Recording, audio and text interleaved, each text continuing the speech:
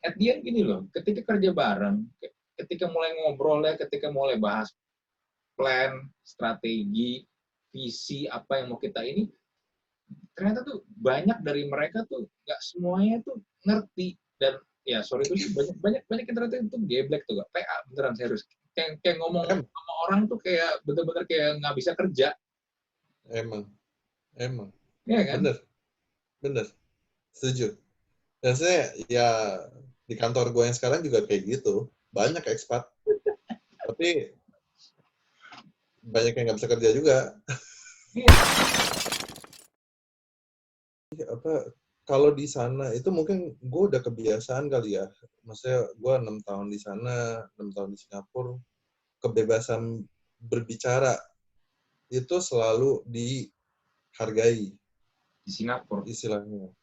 Oh ya? Ah, iya, maksudnya eh, kalau lu speak up, lu akan didengerin gitu loh tetap. Hmm. Justru mereka itu respect orang yang mau speak up Maksudnya, istilahnya. Lu gue pernah iya. punya pengalaman apa kerja bareng sama orang Singapura, ketika gue speak up, dia malah sensi. eh Dia malah sensitif. gini gini nih, Ngambek. gini gini. Lu kerjanya di mana? Lu kerjanya di sini kan? Iya, maksudnya gini, dia orang Singapura. Terus dia orang Singapura, bukan orang Indonesia sama sekali. Nih, gini, ada perbedaannya bro. Hmm. Gue juga kemarin Hmm. sempet gue kerja di kantor orang Singapura kan, Hmm. tapi gue kerjanya di sini. Hmm. Ya itu beda, totally different. Karena mindsetnya mereka gini, pas mereka kerja di sini, Hmm. pas mereka bikin company di sini dan ngadepin orang Indo yang kerja di sini, mereka itu mengkelas duakan kita. Mengkelas dua kan gitu ya. Itu merasa lebih Jadi superior lah ya. exactly, mereka itu berasa gua kerja di Singapura men, gua negara gue, culture gue, Hmm. pengetahuan gue itu jauh lebih bagus daripada lu cuma di Indo, kesannya kayak gitu. Hmm. Itu yang gue tangkap ya dari bos gue yang kemarin, Hmm. yang gue kerja di kantor Singapura itu. Hmm. Tapi pas gue kerja di Singapurnya, mereka akan respect karena lu orang Indo, lu bisa kerja di Singapura. So Oh. you must have something gitu loh. Ngerti nggak? Jadi waktu lu speak up, lu lu kerja dengan ini, mereka respect. Hmm. Mereka oke gitu loh. Karena mereka ngelihat well lu udah susah payah. Itu yang gue tangkap ya. Hmm. Jadi ini ada dua perbedaan gitu loh Hmm. istilahnya. Ada dua perbedaan banget. Jadi sama, gue waktu kemarin kerja yang di kantor Singapura aja juga gue, yang pas gue di sini, itu gue selalu bentrok sama bos gue. Karena salahnya itu menurut gue, eh, mereka itu berusaha mengaplikasi sistem kerja di Singapura ke Indo, Ya, banyak which yang is begitu. nggak bisa. Dan mereka mengaplikasikan itu tanpa melihat dan tanpa adjust ininya dia gitu loh, mindsetnya Hmm. mereka gitu loh. Dan susah istilahnya, nggak bakal bisa masuk. Mereka nggak mau ngerti culture sini, itu susahnya. Nggak mau adjust dengan ya itu tergantung Keadaan di sini, culture orang di sini, iya. ya Soalnya kan. kan mereka harus ngerti kan, mereka mereka doing business di sini. So they need to understand the situation first kan, sebetulnya. Yang itu yang mereka nggak mau gitu loh. Hmm. Salahnya cuma di situ doang sih, sebetulnya menurut gua ya. Jadi mindsetnya itu ya gitu, selalu menganggap orang Singapura itu lebih, bagi mereka ya, orang Singapura itu lebih maju gitu. Tapi Ya susah. gua Gitu. gua nih gue pernah kerja dengan beberapa orang dari luar negeri, dari China mainland pernah, dari Singapura pernah, maksudnya dari orang-orang yang bule Eropa pun juga, atau dari Amerika pun gue pernah kerja bareng gitu. Tapi gini, kadang-kadang mungkin bener kata lu kali ya, di satu sisi mereka ketika datang ke sini, ke Indonesia ini, merasa lebih superior karena mereka merasa gue dari negara yang lebih maju daripada negara lu, ya kan? Betul, Tapi betul. di sisi lain, orang Indonesia tuh juga suka apa ya, merasa inferior Memuja, ketika bertemu dengan memuja. orang asing, Betul. especially bule, ya kan? Iya, betul, Merasa tuh betul. hormat banget gitu loh. Contoh-contoh paling gampang gini deh, kalau misalnya ada bule siapa gitu datang, artis atau siapa gitu orang terkenal, ketika mereka ngomong apa, mencoba ngomong bahasa Indonesia, contoh misalnya nasi goreng lah, ya kan, banyak kan yang orang-orang dari luar, dari Eropa, dari Amerika, ketika mereka ngomong Ya. nasi goreng, orang-orang kita tuh entah mengapa tuh senang banget gitu loh, sampai kayak gue pernah lihat orang-orang ini tepuk tangan sampai orgasme gitu loh.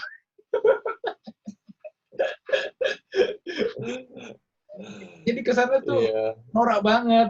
Ini kan iya. di satu sisi kitanya juga merasa inferior, jadinya norak, ya kan?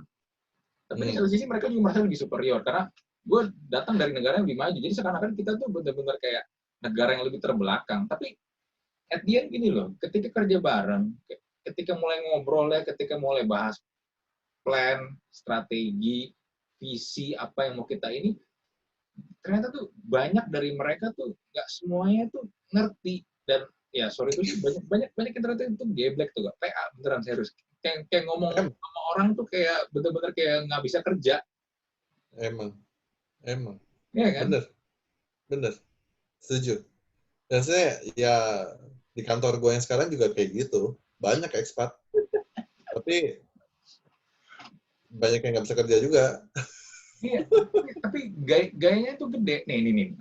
Gue share lu satu gambar nih. Ini gambarnya lucu sih. Gue ketemu di apa? Gue nggak tahu siapa yang nge-share, pokoknya tapi ini banyak beredar di internet lah. Hmm.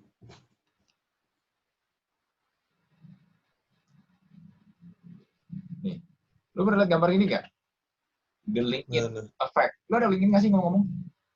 Ada, Ada. Nah, ada, gue waktu itu ada bikin, dong. gue gini, gue bikin akun LinkedIn tuh sebenarnya tuh iseng-iseng aja gitu, karena boleh tuh orang-orang yang profesional, orang kerja pada pada beralih ke LinkedIn karena mereka merasa di LinkedIn itu lebih positif lah. Memang gue merasa juga auranya, vibe-nya di situ lebih positif. Orang-orang berusaha men-share sesuatu yang positif dibandingin dengan sosial Hmm. media yang lain lah. Oh, ya. Ya kan, kayak misalnya apalagi kalau gue ngomong, gue sekarang udah paling males banget sama Facebook gitu. Facebook tuh isinya tuh ya mostly sampah lah, ya kan. Uh, Iya. tapi di satu sisi gue juga melihat ternyata banyak orang-orang di sana tuh ya mereka berusaha untuk menunjukkan eksistensi dirinya, ya ngomong bahasa halusnya personal branding lah, tapi Hmm. ujung-ujungnya jadinya flexing. ini Iya. ini gue sering lihat tuh yang digambarin ini di LinkedIn Effect ini di real life-nya mungkin ya, gue nggak tahu ini siapapun inilah ya kalau misalnya ternyata lu merasa kalau lu nonton video ini lu merasa tersindir ya sorry itu sih, tapi this is happens gitu loh. Contoh misalnya Jen supervisor, oke lu supervisor tapi lu lihat kalau di LinkedIn dia tulisnya tuh kayak kesana tuh dia tuh berskill banget, wah banget, Iya. ya kan, regional chief leader, solution evangelist, apalagi itu project Iya. manager, belum kayak bisnis guru, banyak banget. Terus Carlos sales manager lah, area director lah, bla bla bla, recruiter service itu yang di bawah freelancer. Tapi nulisnya keren sih, dia CEO of my own design studio, Which entrepreneur. is bener sih. Which is bener. Iya kan? Tapi it happens sih. Maksud gua, kalau lo lihat itu bukan di LinkedIn aja. Di IG yang gue notice banget tuh di IG. IG tuh banyak banget di Instagram. Kalau di Instagram nggak usah ngomong lah, itu kan apa aplikasi ria kan. Aplikasi buat pamer. Yes. Orang berlomba-lomba buat Maksudnya, pamer. I mean, bro, nowadays everyone can be influencer, can be a founder, can be CEO. Everyone can, man. I mean, ya bisa aja mereka menyebut diri mereka sendiri gitu Iya, loh. ya Cuman emang gitu kan. Ujung-ujungnya jadinya kan flexing kan. Lu apa ya? Istilah flexing tuh gue juga sebenarnya juga baru belakangan ini baru kedengeran kan bahasa slang lah. Intinya adalah lu membesar-besarkan sesuatu atau sebenarnya lu sedang menipu diri lu dan menipu orang lain. Jadi sebenarnya tuh nggak seperti nggak seindah seperti yang lu tulis atau yang lu post di sosial media, atau mungkin kalau kita ngomong di sini case-nya adalah di LinkedIn gitu loh. Ya kan lu nulis sebanyak itu tapi pas ketemu orang aslinya kok begini. Pas mulai ngomong ngomong bahas pekerjaan, ternyata kok dia banyak nggak taunya Yeah. ini itu kan. Dan ternyata ya memang ya dia they just flexing, cuman hanya membesar-besarkan namanya doang. Tapi repotnya gini loh bro, sometimes banyak company atau banyak orang percaya sama ini orang, dan akhirnya orang-orang ini nih dipercayakan tanggung jawab yang gede, yang which is dia harus make decision. Dan you know what, ketika ada company atau bisnis yang bikin yang naruh nih orang jadi decision maker, habis lah udah itu bener. Iya, ya kejadian sih sama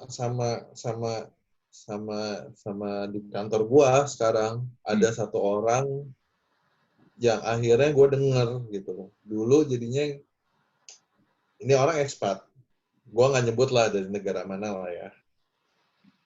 Jadi katanya dia nih in charge di satu divisi lah. Gitu. Gue juga nggak perlu sebut lah. Tapi expat bro, expat. Jadi katanya nih orang dulu katanya di CV-nya nulisnya director. Nah, sekarang gini deh. Director tuh harusnya sudah tinggi.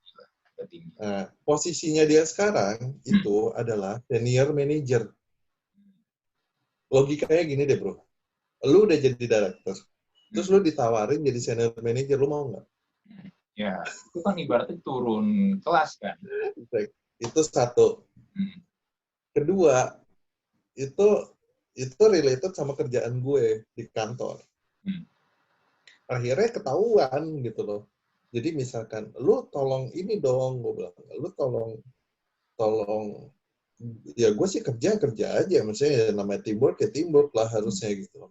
Karena gue juga kebiasaan kerja di konsultan, which is yang kalau konsultan ya kerjanya kayak teamwork banget, kayak keluarga kan biasanya. Ya ini ya maksud gue ya kayak let's say lu mau buka toko istilahnya. Lu nyuruh gue naro kabinet berapa banyak. Kan lu juga udah sebagai orang retail misalkan, lu juga harus punya kalkulasi dong. Berapa banyak barang yang lu mau display. Iya kan? Terus ya akhirnya dia nggak bisa ngasih. Sampai akhirnya dia istilahnya kayak atasannya dia bulenya sempet gontok-gontokan sama gue.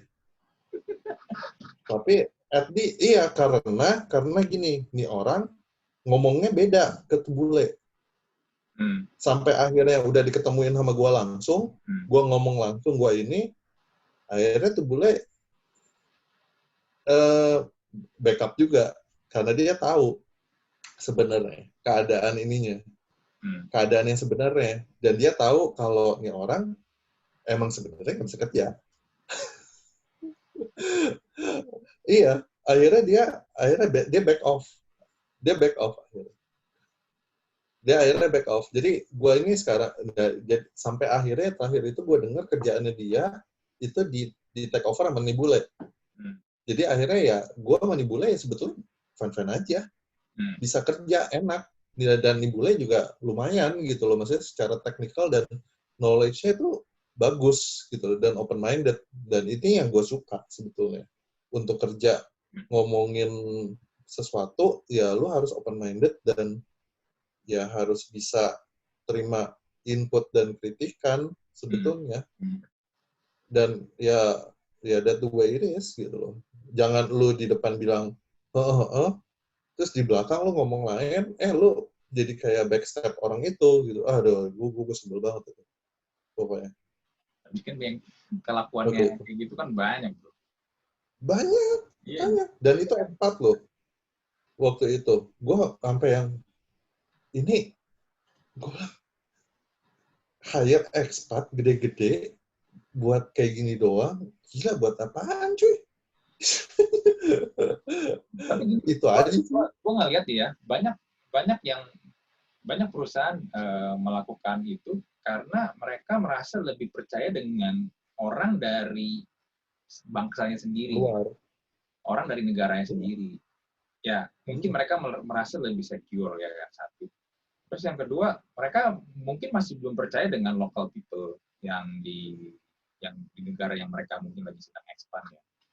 Cuman ya sekali lagi, kadang-kadang lu mau kayak begitu, gue nggak masalah sih. Kalau memang ternyata orang-orang yang lu pilih itu memang orang-orang yang memang kompeten ya, yang sesuai dengan skill atau di bidang yang lu tunjuk atau yang lu pilih ya. Tapi kadang-kadang banyak tuh yang nggak ini tuh, nggak yang ya itu tadi pada PA kalau ngerti kerja. Serius, gue tipikal juga kalau memang menurut gue ini ada something wrong, gue bakal ya gue fair-fairan gue bakal bilang lu tuh salah ya kan, dan yang lu lakukan tuh bodoh gitu. Karena gini, kalau misalnya lu nggak ada yang speak up, lu hanya modal ya yang penting dia happy doang gitu, lu hanya ingin menyenangkan hati bos lu doang, kerjaan lu atau mungkin kerjaan satu divisi lain atau kerjaan satu perusahaan itu kan pasti bakal hancur, bakal berantakan. Itu sebenarnya sooner or later kan akan efeknya ke semuanya. Iya, bakal kena ke semuanya, bener. Emang nggak bakal bisa ditutup-tutupin, pasti secara result bakal kelihatan. Dan lu perhatiin deh, orang-orang yang kayak begini ya, ketika dia ditunjuk sebagai di posisi-posisi yang dia harus make decision, karena dia bingung nggak tahu harus ngapain, ujung-ujungnya kebanyakan tau nggak mereka ngapain. Mereka tuh punya kecenderungan akan melakukan micromanaging.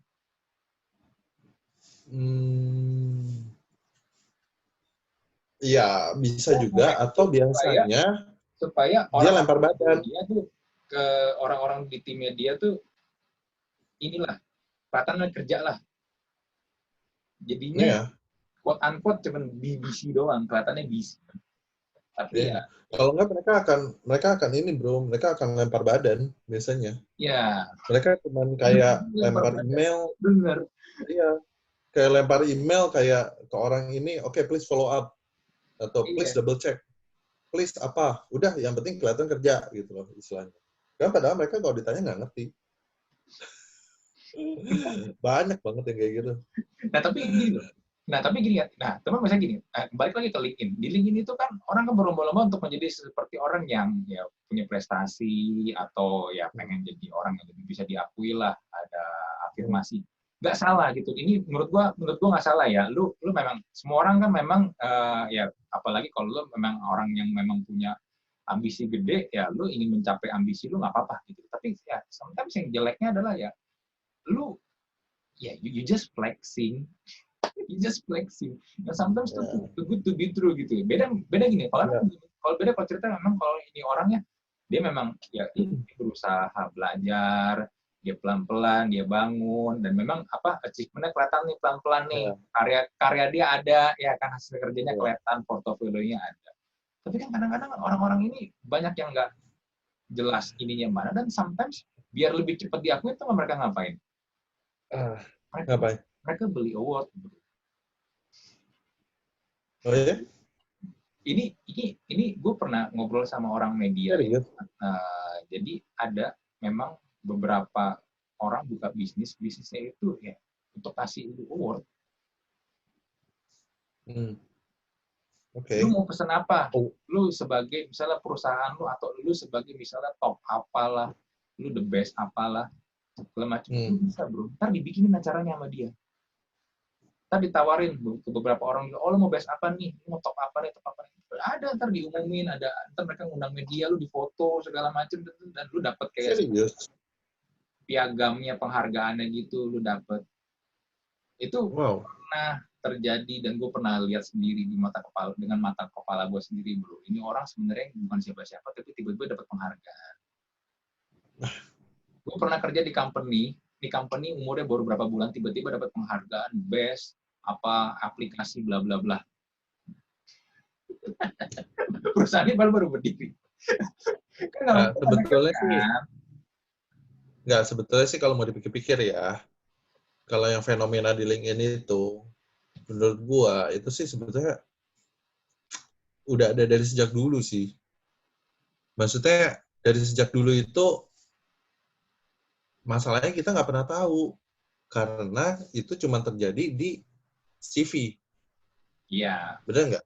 benar. Iya kan? Ya. Nah, cuman karena sebetulnya ini tragisnya zaman sosial media sih sebetulnya. Menurut gua itu yang gue juga jujur gue sedih lah gitu. Bukan sedih gimana ya? Maksudnya atau mungkin emang ini udah kelihatan udah maksudnya aslinya juga udah kelihatan atau gimana gitu. Gue juga nggak tahu. Cuman ya fenomena seperti itu gitu loh, di mana orang itu berlomba-lomba untuk menciptakan image-nya sendiri-sendiri menjadi lebih bagus, menjadi lebih kelihatan oke, cuman mikirin orang ngomong apa supaya kelihatan oke di luar sana, tapi ya kenyataannya ya nggak seperti itu. Dan itu kan terjadi sebetulnya kan bukan di LinkedIn aja. Maksudnya itu juga terjadi di Instagram yang tadi gue bilang. Instagram lebih parah lagi gitu loh sebetulnya. Cuman ya sekarang gini deh, maksudnya kadang uh, dilema juga sih ya. Maksudnya ya mungkin itu adalah orang-orang yang kepengen diterima oleh society. Hmm. Yang jahat itu adalah society kan sebetulnya. Iya, society Bisa. tapi Iya society kan? yang fake sih kalau gue lihat. Karena lu hanya dihargain ya di sosial media doang. Iya, exactly. Iya kan? Tapi Karena ya, karya lu karena nggak ada. karena gini loh. Karena mereka nggak mau dibilang jelek, itu aja intinya. Hmm. Nggak mau dibilang gagal, nggak mau dibilang jelek, nggak mau dibilang buruk, ya itu aja sebetulnya intinya. Jadi dari efek itu ya dari penyebab itu ya timbullah efek seperti itu gitu. I mean like everyone wants to have a good image gitu in the social media. Posting a good stuff, a good everything gitu loh. A Hmm. good food, a good looks, a good clothes, a good living, especially.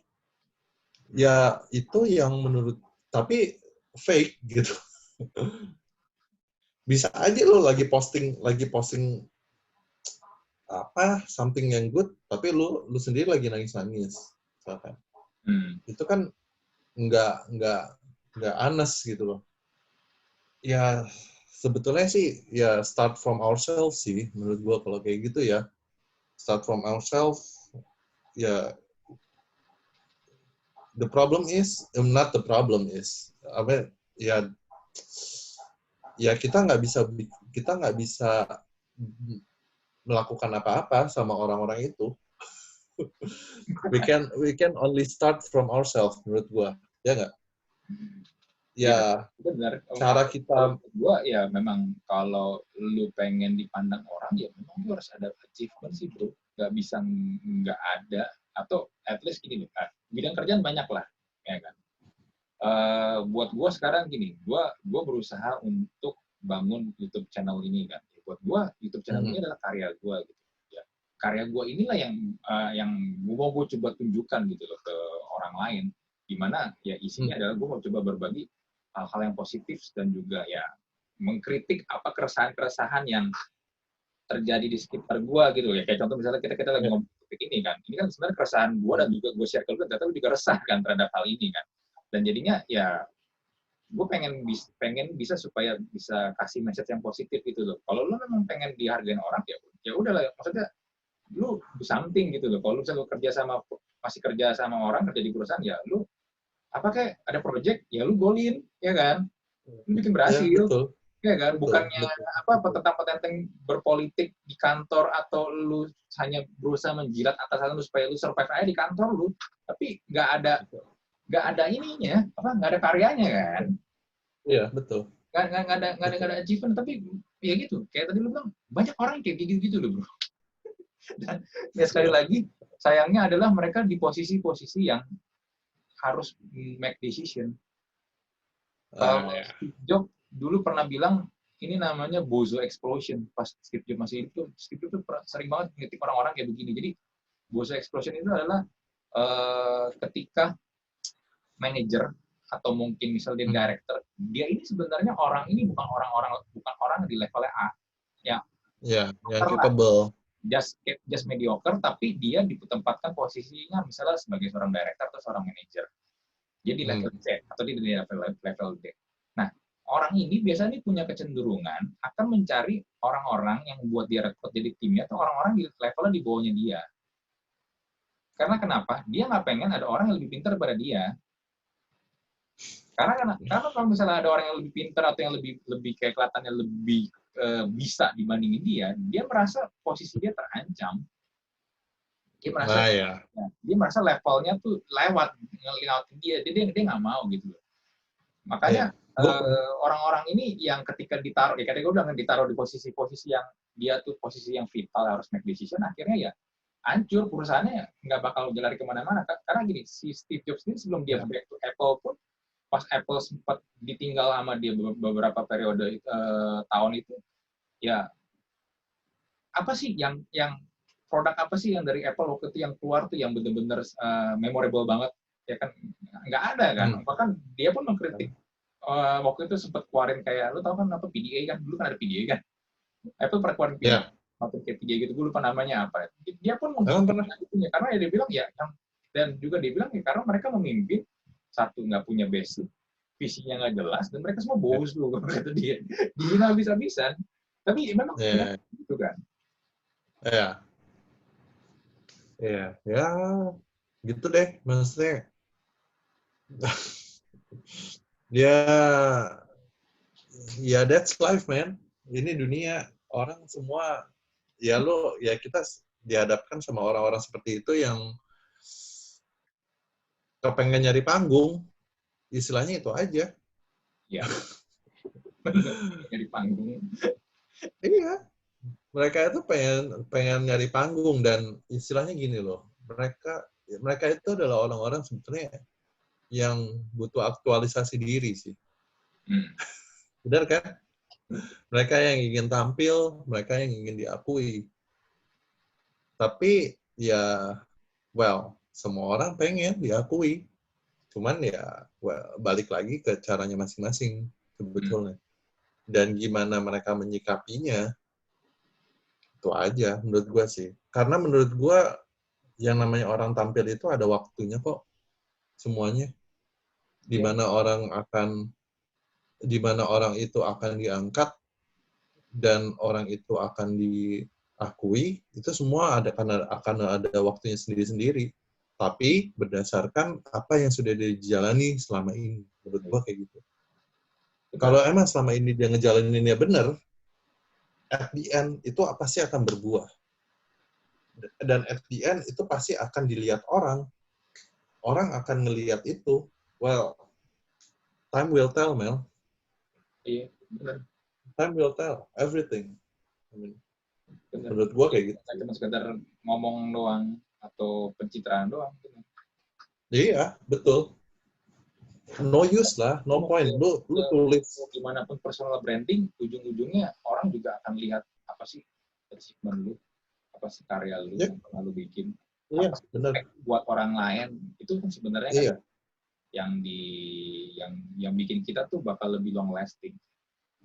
Betul. Ya, orang-orang yang gue kagumin, orang-orang yang gue kagumin dan udah nggak ada, maksudnya udah nggak ada adalah udah meninggal.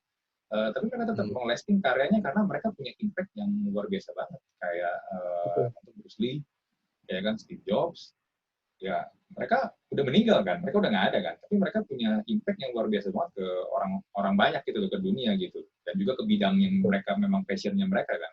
Tapi sampai sekarang ya nama mereka masih disebut, even lu belum lahir pun, orang yang udah meninggal pun orang tahu, kenal sama dia kan. Iya, benar. Dan menurut gue itu sih Kalau bagi gue tuh di musik itu kayak Chris Cornell, Chester Bennington, dari kemarin Glenn Fredly itu, itu nama-nama yang karyanya yang berbicara, bukannya orang yang berbicara.